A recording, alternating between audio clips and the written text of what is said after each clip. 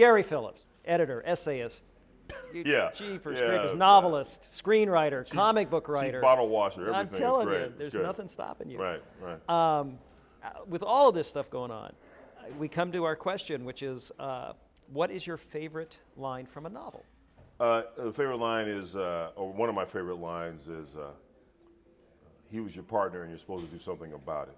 Nice. Nice. And as you know, that's from the great Maltese Falcon, written by Dashiell Hammett, which it still serves as a kind of template, I think, to the hard-boiled private eye novel. We have everything in it, right? We have the femme fatale, we have the quixotic villains, we have the twists and turns in the plot, we have the somewhat questionable main character whose own motivations we're not always quite clear what they are. What a wonderful novel. Yeah. That really did set the standard, I think, for a lot of stuff to come after it.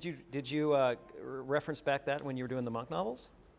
That's funny you should ask. I mean, as you know, I don't think there's any way, there's no way to write even a modern private eye story without, of course, thinking about those guys on the pantheon, Hammett and Chandler, and probably McDonald, Ross McDonald to some extent. So so obviously that was rattling around in my head. You don't want to do a pastiche, you don't want to do a total ripoff, but there's no way to not be influenced in some manner by that stuff that's come before. Because again, like I said, it set that template, and the idea of having twists and turns and characters not quite playing cricket and up to duplicitous means. Of course, that's still with us. Yeah. Right. Wow. Well, you've created such an iconic LAPI with him. I mean, looking back on that, on influences and everything, and made it your own. But you've also kind of branched out. You're doing comics. You're doing a lot of prose stuff. Yes. Part of what you've done in prose is you've actually extended older characters, some pulp like the Spider. That's right.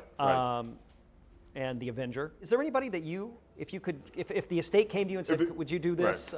Would you grasp onto and run with? Oh, I love to tackle it, doing it. As you mentioned, in terms of spitting out of the Spencer books, who of course would be the character of Hawk, that as you know, Robert Parker intended as a one-off originally, just sort of bring him on stage and do his thing and then depart, but. Parker, he couldn't let him go, and he consciously created Hawk as a way to somewhat talk about race, but also then have this character who would play off of Spencer, off of his more shining knight character. Again, this character who has somewhat duplicitous means and who has somewhat, we're not always quite clear what his agenda is. So yeah, I think at least in terms of doing one book. With that character, with Hawk as the main character, that would be a thrill. That would be a hoot, and I think I'd have a great time with it. Cool. You've got a book up with Stark Rating. I do. Can you tell us a little bit about that? Well, the first book I actually have done two now. So the first book is called the Anti-Gravity Steel, and speaking of somewhat pulp and new pulp, it's consciously a kind of pulp story. Our main character is a drifter sort of character, so that's of course somewhat classic. Right. He's in his 20s as a young man. Ned Knock is his nickname, Knockbrenner, and but he's like a pure autodidact. That is to say that anything he tries his hand at, whether it's motocross racing, scuba diving, surfing, martial arts, mountain climbing, whatever, he just sort of is a kinetic learner. He can grasp this skill and this attribute. But he's drifting around, and so in fact, when we first meet him, he's just earning some money at this underground poker game, and when he comes out of the poker game in the morning, because the game has lasted all night, and he's won some funds, there's some bad guys there, but they don't try to knock him in the head. They try to snatch one of the other players at the game. My character Knockbrenner intercedes, and that's how the story kicks into gear.